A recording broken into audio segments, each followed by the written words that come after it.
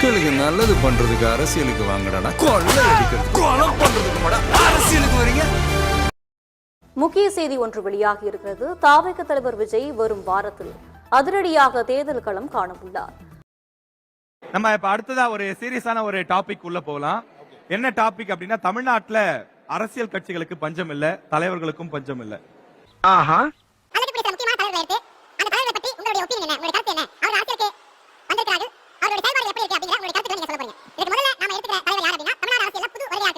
நடிகர் விஜய் தமிழக வெற்றி கழகத்தினுடைய தலைவர்.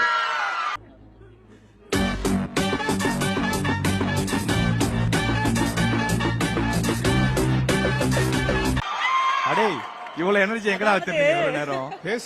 இப்ப தமிழக வெற்றி கழகத்தின் தலைவர் விஜய் இருக்காரு. புதுசா கட்சி ஆரம்பிச்சு 2 ஆண்டுகள் ஆகுது.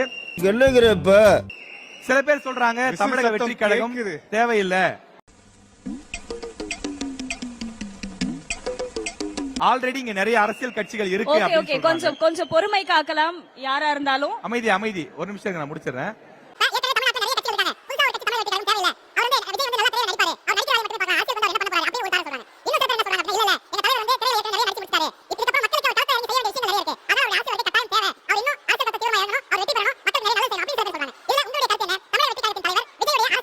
பாக்குறீங்க, உங்களுடைய கருத்து என்ன?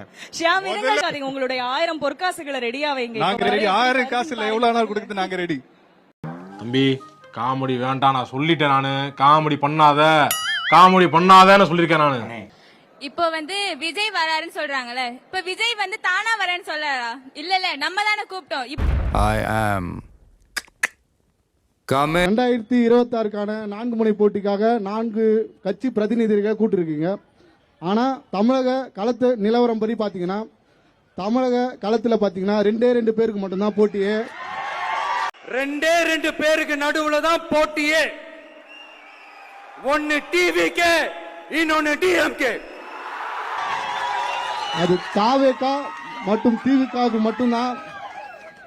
சட்டப்பேரவை தேர்தலில் நாம் தமிழர் கட்சி சார்பில் போட்டியிடும் 234 தொகுதிகளுக்குமான வேட்பாளர்களை சீமான் அறிமுகம் செய்து வைத்தார். நாம் போறோம். சீமான் காரைக்குடியில் களமிறங்குகிறார். இது என்ன பிரமாதம்? இது விட பெசலைட் ஒண்ணு இருக்கு. கூவுடா. தொடர்ந்து பேசிய அவர், திரை கவர்ச்சியா இன எழுச்சியா என கேட்டு தாவேகாவை மறைமுகமாக குறிப்பிட்டார். இன்னரும் தம்பி தங்கைகளே, மிகப்பெரிய பொறுப்பையும் கடமையும் சுமந்து நிற்கிற பிள்ளைகள் நீங்கள். அதனால்தான் திரும்ப திரும்ப சொல்கிறேன், இது ரசிகர் கூட்டம் அல்ல, லட்சிய கூட்டம் என்று சொல்வதற்கு காரணம் அதுதான்.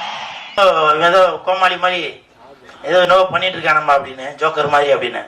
உண்மையிலே ஜோக்கர் தான். திரை கவர்ச்சியா இன எழுச்சியா, பணமா தமிழன் என்கிற மானமிக்க இனமா, இதுதான் இந்த களத்திலே.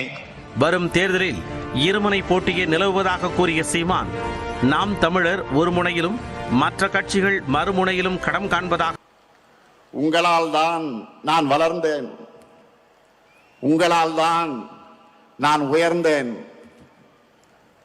உங்களுக்காகத்தான் நான் வாழுகிறேன்.